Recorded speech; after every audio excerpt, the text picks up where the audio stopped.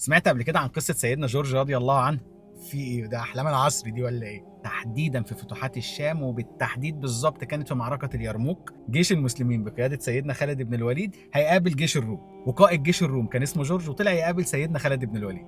ودار ما بينهم الحوار الآتي: قال له أصدقني القول يا خالد فالحر لا يكذب، هل صحيح إن الله أنزل سيف من السماء وضعه في يمينك ما ضربت به كافرا إلا قتلته؟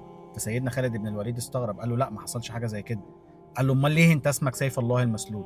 قال له ان دي تسميه الرسول صلى الله عليه وسلم هو اللي مسميها له. فساله هو انتوا بتدعوا لايه اصلا؟ رد سيدنا خالد رضي الله عنه وارضاه، قال له احنا بندعي لدين الاسلام، اشهد ان لا اله الا الله وان محمدا رسول الله واتباع دين الاسلام. فرد عليه قال له طب واللي مش عايز يخش في الاسلام؟ قال له يدفع الجزيه. قال له طب واللي مش عايز يدفع الجزيه؟ قال له اذا نحاربه.